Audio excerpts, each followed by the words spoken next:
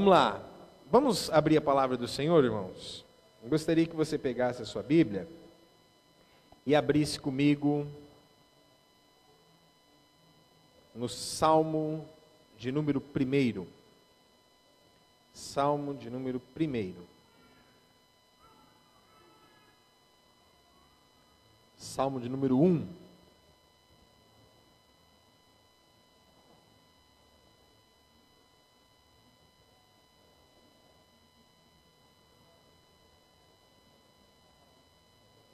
Você abrir bem no meio da Bíblia, você encontra o livro de Salmos.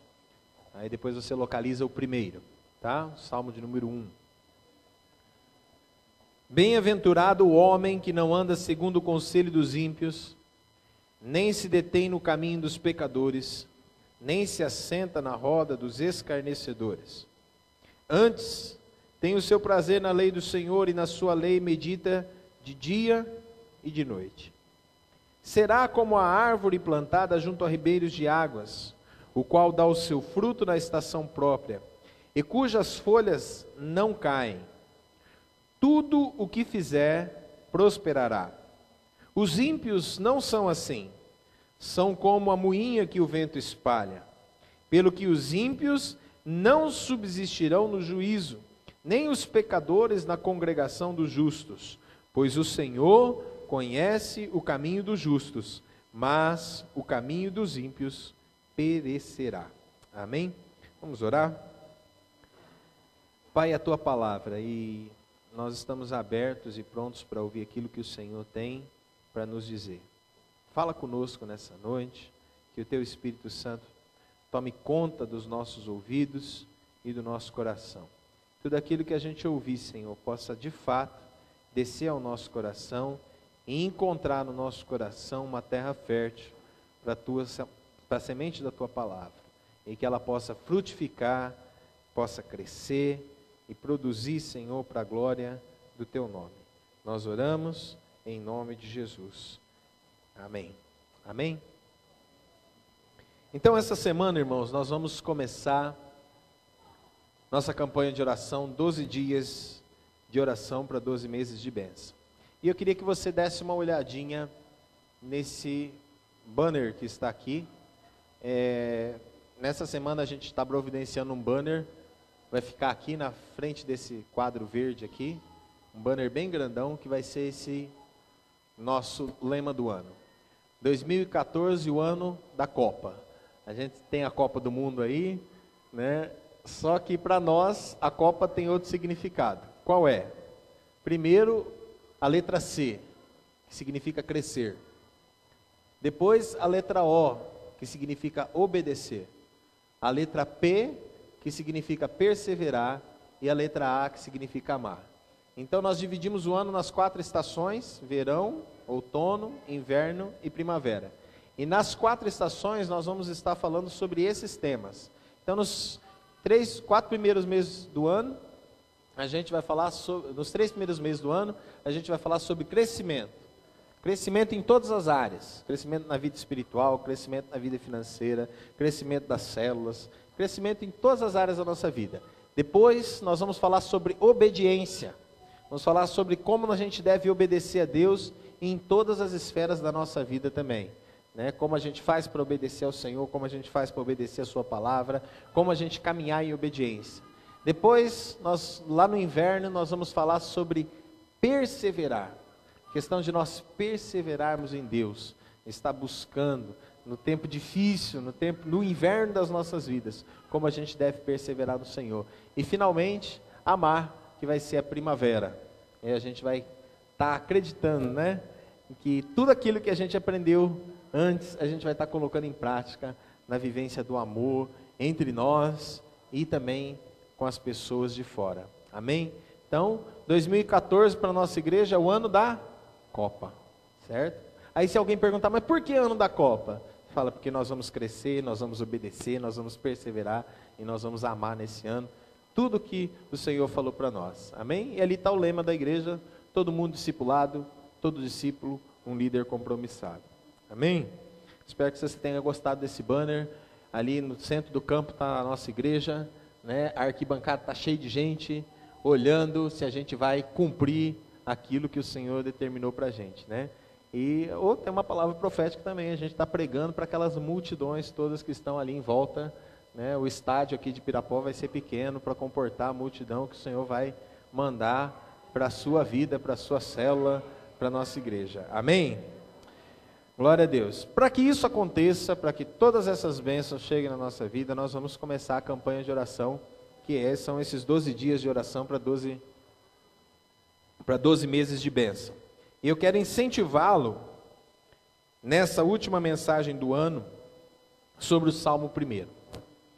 Última mensagem de domingo, né, no ano, sobre o Salmo 1. O Salmo 1, irmãos, ele não menciona a oração, mas ele concentra a nossa atenção sobre a palavra de Deus. O ponto central desse salmo é o versículo 2. E o versículo diz assim: mas o seu prazer está na lei do Senhor, e na sua lei medita de dia e de noite. A pessoa que se deleita na lei de Deus e medita nela de dia e de noite, como diz o texto que a gente acabou de ler, ele é feito fecundo, ele é resistente e ele é próspero. E esse é o ponto. Esse é o ponto que eu quero destacar com você. Deleitar-se com a lei de Deus. Deleitar-se com a lei de Deus, então, é a questão principal. Então, por que começar a última semana do ano com esse salmo e esse foco de deliciar-se ou de deleitar-se na lei de Deus? Bom, onde é que está esse salmo? Primeiro, porque esse salmo está no início do livro de Salmos, ele é o primeiro versículo. E o que são os salmos? Muitos desses salmos que a gente vê aqui são orações. Na verdade, o saltério, ele já tinha um apelido de muitos anos atrás, que era o livro de orações da Bíblia. Milhões de cristãos no mundo inteiro, eles vão ao livro de Salmos para que as suas orações tenham base, e que para eles encontrarem palavras e clamor dos seus corações, seja nas horas difíceis, seja nas horas alegres. Então eu quero começar essa semana da campanha de oração com o Salmo 1, porque a Bíblia começa o seu livro de oração com o Salmo 1. Mas por que isso? Por que a gente deveria começar dessa forma? A razão é que, na vida do povo de Deus, a oração e a palavra, elas estão ligadas de tal forma, que se você desligar um do outro, ambos morrem. Se você desligar a oração da palavra na sua vida, você vai morrer. Eles precisam estar ligados. Então, permita primeiro resumir a conexão entre a palavra e a oração de 3 maneiras. A palavra de Deus, ela inspira a oração, ela nos informa sobre a oração e ela encarna a oração. Então, apenas uma palavra de explicação sobre cada uma delas que eu quero dar para você. A palavra de Deus, em primeiro lugar, ela inspira a oração. Como é que ela inspira a oração? Isso significa dizer que a palavra de Deus manda a gente orar, certo? Faz promessas de Deus para nós, se nós orarmos. E nos conta a história de grandes homens e mulheres de oração. Tiago 5, 16 a 18, tem esses 3 aspectos. Em primeiro lugar diz, orai uns pelos outros. Está lá em Tiago 5,16. Confessai seus pecados uns aos outros e orai uns pelos outros para serdes curados. Então, é uma ordem, é um comando, não é uma sugestão. A Bíblia manda você orar. A Bíblia manda você buscar a Deus. Em segundo lugar, a Bíblia diz, Tiago 5,17, que a oração feita por um justo pode muitos em seus efeitos, pode muitas coisas em seus efeitos. Ou seja, há uma promessa embutida quando a gente ora, quando a gente busca a Deus. Quando a gente intercede uns pelos outros, existe uma promessa embutida, que é a nossa oração pode fazer muitas coisas. E depois há uma história para nos inspirar, que é a história de Elias, que o versículo 18 diz assim: Elias era um homem sujeito às mesmas paixões que nós, e orando, pediu para que não chovesse por 3 anos e 6 meses, não choveu sobre a terra, e orou outra vez, e o céu deu chuva, e a terra produziu o seu fruto. Então a palavra nos inspira a oração, dizendo como fazê-la, como um médico dizendo o que é bom para a gente, nos prometendo coisas boas e ainda nos conta histórias para nos encorajar nas nossas fraquezas. Nós precisamos desses 3 aspectos. Então, em primeiro lugar, a Bíblia inspira a oração. Em segundo, a palavra de Deus nos orienta como a gente deve orar. Como é que a gente deve orar? Isso significa que a palavra de Deus, ela deve ser o conteúdo da nossa oração. Por que que a palavra do Senhor diz que a gente não sabe orar como convém? Porque a gente não sabe a Bíblia. É simples. A gente não sabe orar como convém, porque a gente desconhece o que a palavra diz. Porque se de fato a gente conhecesse o que a Bíblia diz, nós oraríamos a palavra do Senhor. Quando você conhece a mente de Deus, você está conhecendo a sua palavra. E você ora a mente de Deus nas suas orações. Um exemplo disso é Atos 4, de 24 a 26. Olha só o que diz o texto. A igreja primitiva orou assim: e ouvindo eles isso, unânimes levantaram a voz a Deus e disseram: Senhor, Tu és o Deus que fizeste o céu, a terra, o mar e tudo que neles há. Êxodo 20, 11. Disseste pela boca de Davi teu servo, Salmo 2, porque bramam os gentios e os povos pensam coisas vãs, levantaram-se os reis da terra e os príncipes se ajuntaram a uma contra o Senhor e contra o seu ungido. Irmãos, esse é o caminho.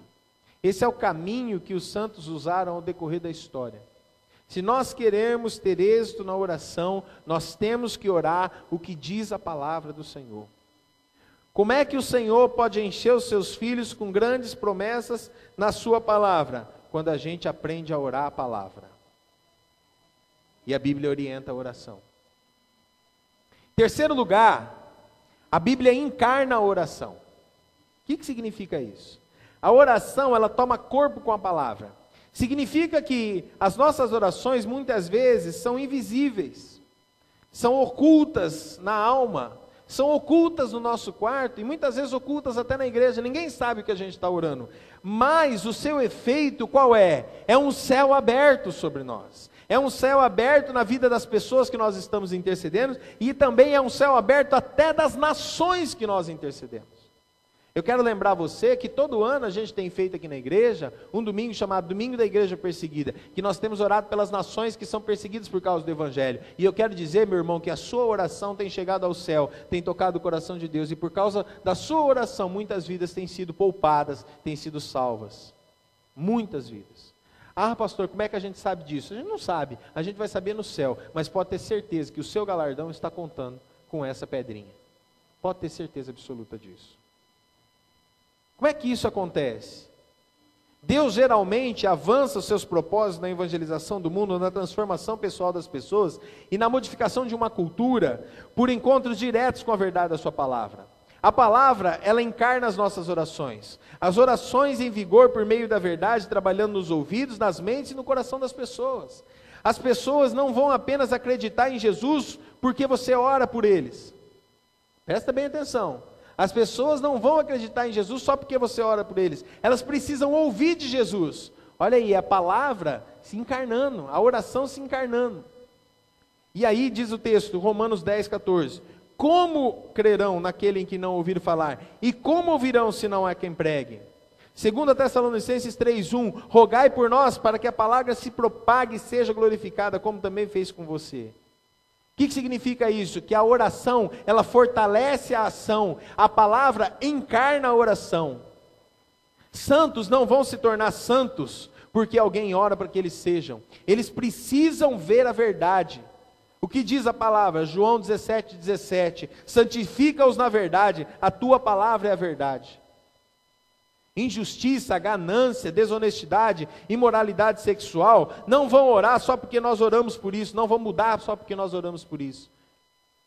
O agente da reforma é a verdade, conhecereis a verdade vos libertará. Não adianta só a gente se enclausurar e orar, nós temos que proclamar a verdade. Quem fez isso no decorrer da história? Os monges, nas suas diversas formas, beneditinos, agustinianos e assim por diante. Como eles não podiam com a sociedade que estava em constante mudança, o que eles fizeram? Eles se enclausuraram, com o objetivo simples, de meditar e orar. E eles diziam o seguinte: enquanto nós estivermos orando aqui, Deus vai sustentar toda a humanidade. E eles se enclausuraram e não pregavam a palavra para ninguém. Sabe o que vai acontecer? Nada. Porque a nossa palavra, ela tem que ser encarnada com a oração. Ou a oração tem que ser encarnada com a nossa ação.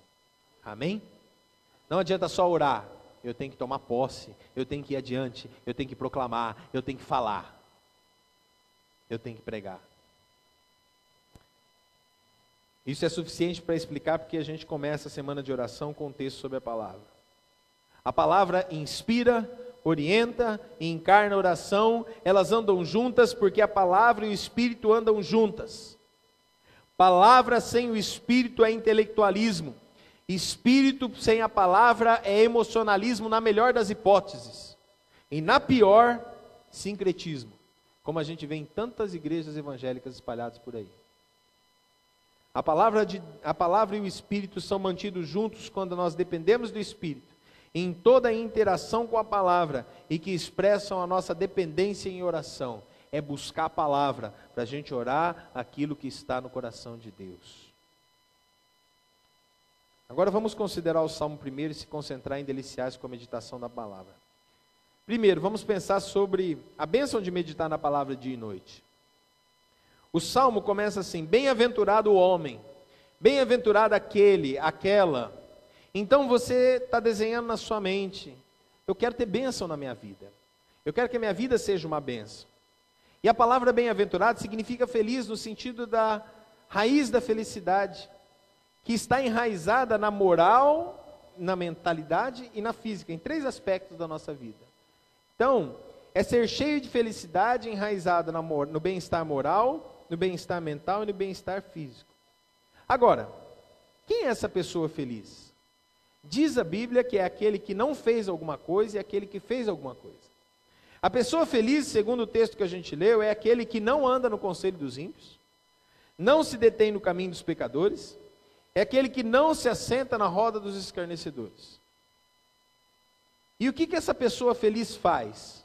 O versículo 2 diz: o seu prazer está na lei do Senhor e na sua lei medita de dia e de noite.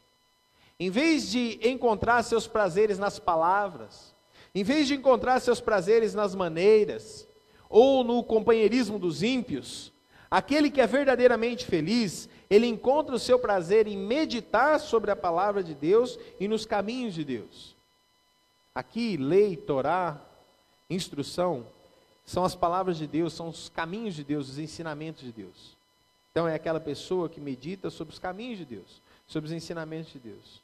Agora, o ponto do Salmo é dizer que quando você experimenta a palavra de Deus assim, ela se torna tão encantadora e tão gratificante para você, que ela captura a sua mente e o seu coração dia e noite.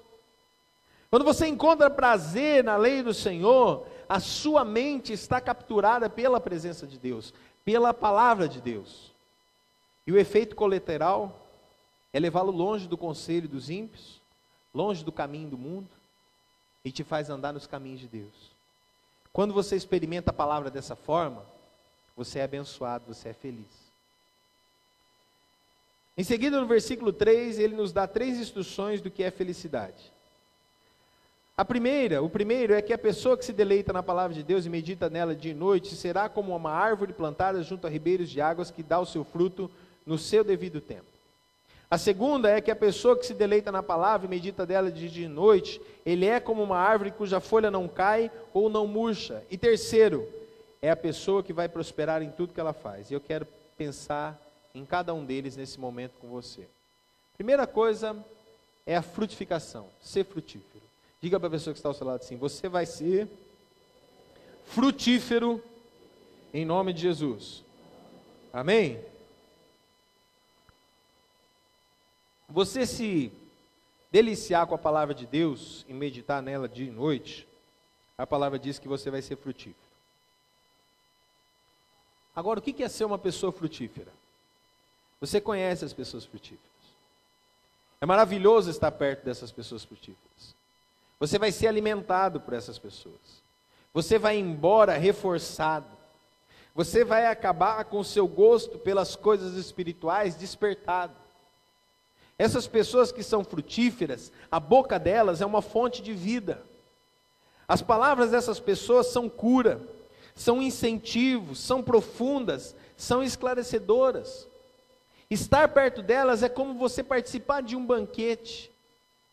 E esse é o efeito de se deliciar com a palavra de Deus e meditar nela dia e noite. As pessoas quererão estar perto de você, as pessoas desejarão estar perto de você, porque de fato você tem prazer naquilo que dá prazer de verdade, dá felicidade de verdade. E eu quero dizer para você que as pessoas sabem disso, elas reconhecem isso, e elas veem isso na vida daqueles que realmente meditam na palavra de Deus de dia e de noite.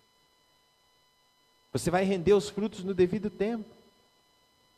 Veja bem, a Bíblia diz que é como uma árvore plantada junto a ribeiros de águas, que dá o seu fruto no devido tempo, no seu tempo. Irmãos, deixa eu dizer algo sobre o tempo. Tem gente que começa a meditar na palavra de Deus hoje, e ele quer ter fruto amanhã. Mas pastor, eu meditei na palavra de Deus ontem, onde estão os frutos hoje? Querido, não é assim. Eu não sei se você já teve uma experiência de plantar uma árvore frutífera, eu já tive. Quando você planta uma árvore frutífera, o que acontece? Você tem que regá-la todo dia, você tem que estar ali cuidando dela, você tem que estar adubando, e ela vai crescendo, crescendo, crescendo, crescendo, e ela passa meses, e dependendo da fruta, ela passa anos sem dar um cacho sequer. Tem frutas que são mais rápidas, mas tem outras, como a lixia, como o café, que demoram 3 anos para produzir. Mas só que você tem que estar ali, cuidando, regando, adubando. A nossa vida é da mesma forma, querido.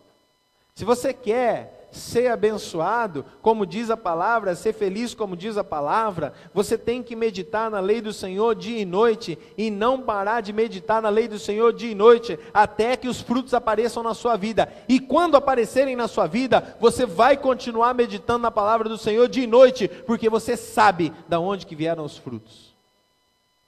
Você não para, é uma ação contínua. Quanto mais você medita, mais você busca, mais você satura sua mente com a palavra, mais você se torna frutífero. A segunda coisa que diz o texto é que esse fruto, ou essa árvore, essa pessoa, ela é durável. A segunda ilustração, em sua bênção, se você deliciar na palavra de Deus, na lei de dia e de noite, meditar nela, é que a sua folha não vai murchar. O ponto aqui é que quando os ventos quentes sopram, quando as intempéries vêm e a chuva não cai, todas as árvores que não estão plantadas perto de riachos e ribeiros, elas vão murchando e vão morrendo. Mas, apesar de todo o calor e toda a seca, a vida, a folha, daquele que se delicia com a palavra de Deus e medita nela dia e noite, não sofre as ações do vento e não sofre as ações da falta de água. Por quê? Porque ela está plantada ao lado de um córrego. E o Senhor Jesus diz algo a respeito do córrego. Lá em Mateus capítulo 7, ele diz assim, quem crê, em João capítulo 7, quem crê em mim, como diz as Escrituras, do seu interior fluirão rios de água viva. Rios de água viva. As águas estão ali, ou seja, não tem como murchar. A vida não murcha. A felicidade dessa pessoa é durável. A felicidade dessa pessoa é profunda. Por quê? Porque ela não depende de que lado o vento está soprando. Ela não depende se a chuva está ou não caindo. Na verdade, ela obtém ânimo para a sua vida a partir de uma fonte absolutamente imutável, que é Deus. A pessoa que se deleita na palavra de Deus e medita nela dia e noite, é como o profeta Abacuque fala, no capítulo 3, versículo 17. Porque ainda que a figueira não floresça, nem haja fruto na vide, ainda que decepcione o fruto da oliveira e os campos não produzam mantimento, ainda que as ovelhas da malhada sejam arrebatadas e nos currais não haja gado, todavia eu me alegrarei no Senhor, exultarei no Deus da minha salvação. O mais importante, queridos, não é a conta bancária abastada, não é a despensa da minha casa cheia, mas é o meu coração abastecido com a palavra de Deus.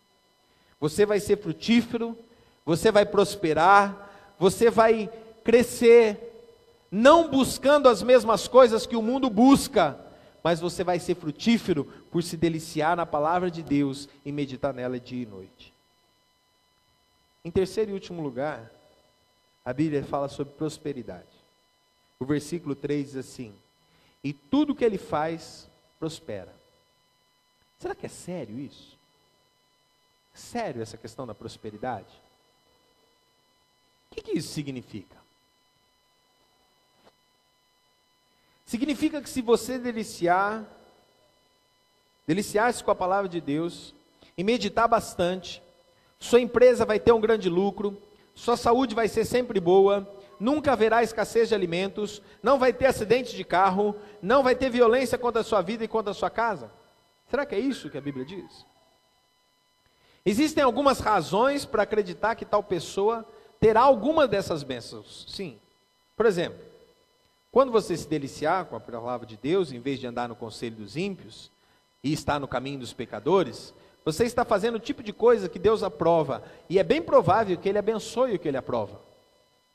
E quando você está se deliciando com a palavra, você vai acabar se afastando dos caminhos dos pecadores. Ou seja, você vai estar evitando problemas para a sua vida. Logicamente, você vai ser mais abençoado do que eles. Quando você está se deliciando com a palavra de Deus, você está confiando, e sabemos que Deus trabalha para aqueles que nele confiam e esperam por Ele. Mas há razões para acreditar que nem sempre Deus vai poupar o seu povo mais fiel. Nós temos exemplos, não só na nossa nação, mas fora da nossa nação, de muitas pessoas que são fiéis, até mais fiéis do que eu e você juntos, e que estão sofrendo perseguição por crerem em Jesus, que estão sofrendo perseguição por proclamarem o Evangelho de Jesus, que estão sofrendo perseguição e não podem simplesmente adorar a Deus de portas abertas. Eles têm que adorar nos esconderijos, eles têm que adorar nas catacumbas, eles têm que adorar em lugares inimagináveis para a gente. E eles são fiéis. Há muitas passagens das Escrituras que dizem que muitas são as aflições do justo. O Salmo 73 expressa essa realidade que muitas vezes os justos sofrem e os maus prosperam. E a resposta do Salmo, sabe qual que é? Versículo 17, ele diz: até que entrei no santuário de Deus, e então entendi o fim deles. Quando a gente vai na presença do Senhor, nada mais importa nessa vida. Quando nós estamos na presença de Deus, e nos deleitamos na presença de Deus, nada mais importa para a gente. Nada mais, a não ser a sua vontade. Tudo perde valor, quando nós temos o nosso tesouro no céu. O Salmo 1 diz: assim não são os ímpios, mas os ímpios são como a moinha que o vento espalha. Por isso os ímpios não subsistirão no juízo, nem os pecadores na congregação dos justos, porque o Senhor conhece o caminho dos justos, porém o caminho dos ímpios perecerá. Quando esse salmo pondera o valor de ser perverso e de se deliciar com a lei de Deus, ela está medindo o valor que acontece no dia do julgamento. Não é aqui, é no dia do julgamento. Pode haver alguma prosperidade nessa vida para os ímpios, mas no final, eles vão ser varridos como a palha. Mas aqueles que tiveram seu prazer na lei do Senhor, eles vão continuar a florescer, porque Deus coloca o seu olho e dá o seu favor a eles. Ele sabe o seu caminho, Ele sabe o meu caminho. Assim, a bênção, a felicidade a que se refere o versículo 1, o Salmo 1, é uma vida que é nutrida, que é frutífera, para com os outros. É uma vida que profundamente durável no tempo de seca, e de uma vida cujo trabalho não é em vão, como diz 1 Coríntios 15, 58. Nosso trabalho no Senhor não é em vão. É a vida daquele que consegue bons propósitos de Deus para a eternidade. Essa é a bênção de deliciar-se com a palavra de Deus e meditar nela dia e noite. Agora, o que é meditação? O que é meditação?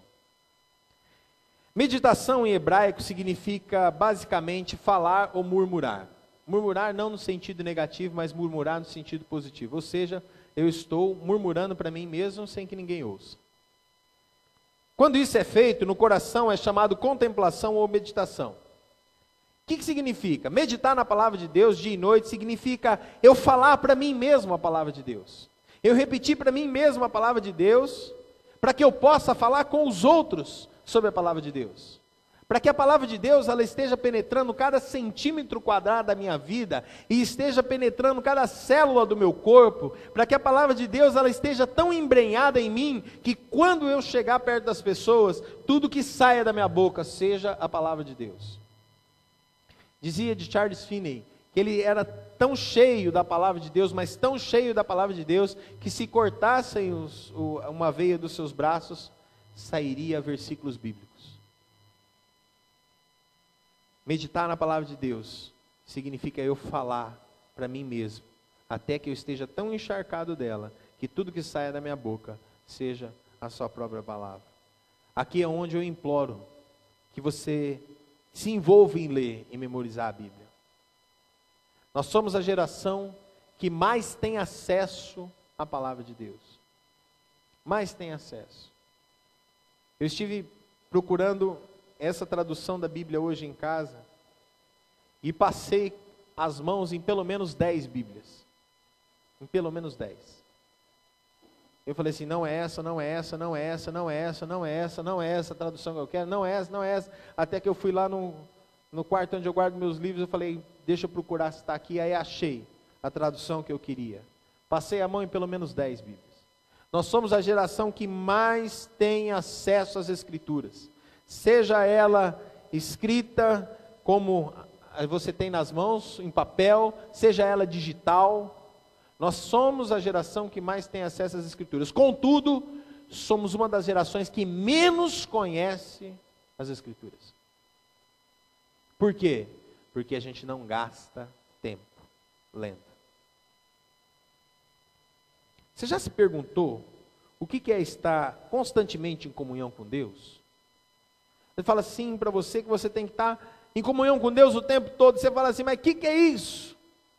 Como é que eu vou estar com Deus o tempo todo em comunhão com Ele? Sabe qual é a resposta? Ele fala com você por sua palavra. Você lê e Ele fala com você. E você lê novamente e aquilo fica dentro de você. E aquilo fica na sua memória, fica na sua meditação, na sua iluminação e na sua aplicação. E você fala com Ele palavras de agradecimento, de louvor, de admiração, de desejo, de busca de ajuda, de orientação e de compreensão. Mas tudo embasado na palavra. Nós aprendemos a orar quando nós lemos a palavra. A palavra é base para a sua comunhão com Deus. A profundidade, solidez e certeza da sua caminhada com Deus e sua comunhão com Deus vai subir e descer na medida que você gasta tempo com a palavra. Aí você pergunta assim, mas pastor, é tão trabalhoso isso? Não gosto de ler. Quando eu vou ler, não entendo nada. Isso não é desculpa. Sabe por quê? Primeiro, porque existem muitas traduções de fácil interpretação. Se você não está entendendo a tradução da sua Bíblia, a primeira coisa que você deve fazer é pedir ajuda ao Espírito Santo, porque é Ele que vai fazer você entender. Segundo, você deve comprar uma Bíblia de tradução mais fácil. Aí você fala assim, mas pastor, eu vou gastar 70, 80 reais numa Bíblia? É muita coisa. Você gasta 70, 80 reais no final de semana no João Julião lá. Sem problema. Não é? Sem pestanejar. nós não priorizamos aquilo que é essencial. Leitura, memorização e meditação da Bíblia não são um fardo, mas um prazer. Um prazer. A gente deve perguntar sobre esse prazer. Por que eu não tenho prazer de ler? Que tristeza quando a leitura da Bíblia é um trabalho penoso. Alguma coisa está errada. Agora deixa eu dizer algo para você. A gente luta com a leitura da Bíblia porque nós não encontramos prazer nela. A gente não encontra prazer na leitura da Bíblia, porque se a gente encontrasse prazer, a gente ia ler. Tem outras coisas que a gente quer mais. TV, Facebook, WhatsApp, ou computador, ou qualquer outra coisa. Isso a gente consegue substituir com facilidade a palavra de Deus. Sabe o que é mais interessante? John Piper, que é um pregador norte-americano, ele disse algo interessante. Ele disse assim: uma das maiores vantagens do Facebook é nos mostrar que lá no céu nós tivemos tempo para orar e não oramos. Porque quem gasta 2 horas no Facebook e não ora, não tem como dizer que não tinha tempo. Nossos corações se inclinam para as outras coisas e não se inclinam para a palavra. Por isso que não é uma delícia. Por isso que não é gostoso. Será que os salmistas lutavam com isso? Eles lutavam. Então se anime, porque eu também luto. Tem dia que a gente não quer ler a palavra. Agora, como isso pode ser mudado? Como é que a gente pode mudar isso? Essa semana começa a nossa campanha de oração. E a gente deve orar nesses dias para que Deus nos ajude a se deliciar com a palavra.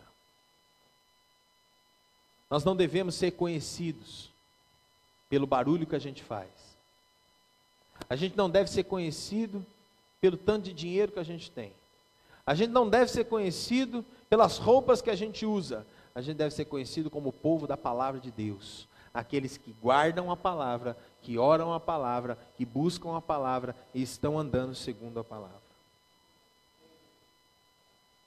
Eu espero que você não só ore sem cessar, não só leia a Bíblia sem cessar, não só medite nela sem cessar, mas que você faça isso com prazer.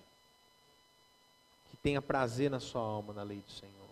Que a sua alma seja realmente encharcada de felicidade quando você abre a palavra e medita nela dia e noite. Que o Senhor nos ajude a colocar em prática o que o texto diz no versículo 2. Que o nosso prazer esteja na lei do Senhor e nessa lei meditamos dia e noite. Em nome de Jesus. Amém? Vamos orar? Queria que você fechasse os seus olhos. Em nome de Jesus.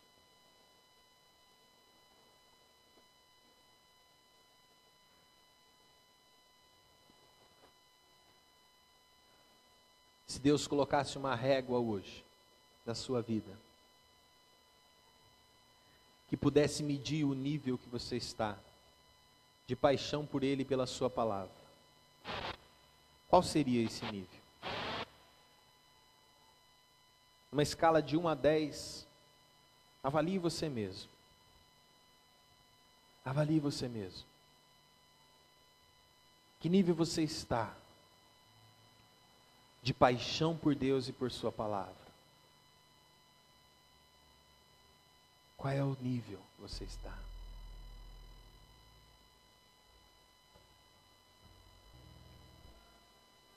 Eu queria que você, em nome de Jesus, fosse um apaixonado pela palavra de Deus. Porque se você for apaixonado pela sua palavra, você vai ser apaixonado por Ele. Não há como nós conhecermos a Deus se nós não conhecermos a sua palavra. Não há como nós conhecermos a mente de Deus ou entender o que Deus quer para a gente se nós não formos a sua palavra.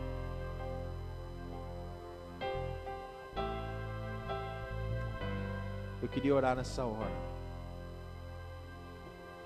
sobre você, sobre a sua vida, para que Deus desperte no seu coração, na sua alma, um desejo e uma sede pela palavra, que extrapole o Facebook, que extrapole tudo o que você tem colocado em primeiro lugar, antes da palavra.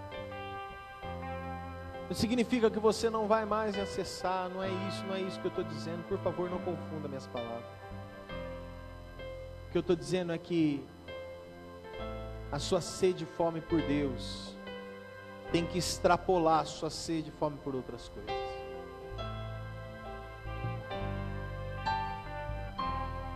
Se essa palavra de hoje serviu para você em algum aspecto, eu queria que você ficasse em pé no seu lugar. E nós vamos orar.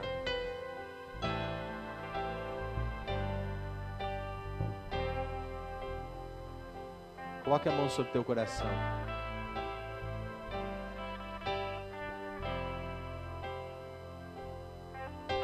Eu queria que você orasse comigo. Você que ficou em pé. Repita a sua oração comigo. Diga assim: Deus, eu quero ser um caçador do Senhor. Eu quero ser uma pessoa que não se contenta com pouco, mas eu quero ter uma sede e uma fome pelo Senhor que extrapole o meu entendimento.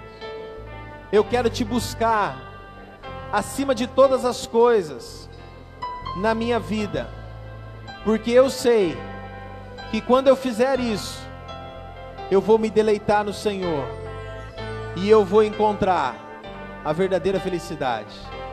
Me ajuda, Senhor, eu preciso de Ti, em nome de Jesus, amém. Pai, eu quero orar pelo Teu povo. Eu quero pedir, Deus, que o Senhor estenda as Tuas mãos sobre eles agora. E Pai, que o Senhor toque em cada coração. E que cada um de nós, Senhor, sejam caçadores do Senhor nesse ano.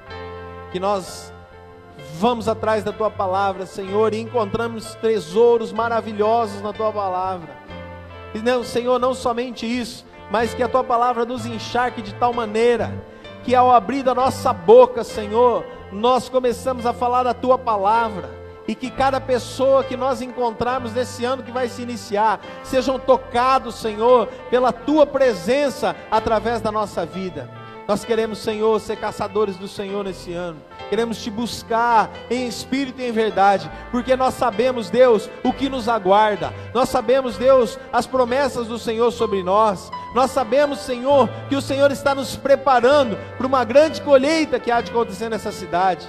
Senhor, nos usa como instrumento nas Tuas mãos. Nos usa, Senhor, como bênção, Senhor, nessa cidade. Nos usa, Senhor, como instrumentos da Tua presença nessa cidade, em nome de Jesus, Senhor, amém, amém, aleluia. Diga para a pessoa que está ao seu lado assim: seja um caçador de Deus nesse ano, amém, glória a Deus. Dá um abraço no teu irmão, aleluia. Que o Senhor te abençoe, que o Senhor te guarde, que o Senhor faça resplandecer o seu rosto sobre ti e tenha misericórdia de ti. E que a graça de nosso Senhor e Salvador Jesus Cristo, o amor de Deus, o nosso Pai, a comunhão, a consolação, a unção do Espírito Santo de Deus, seja com você, na sua casa e com todos os nossos irmãos espalhados sobre a terra, hoje e sempre. Amém? Aleluia!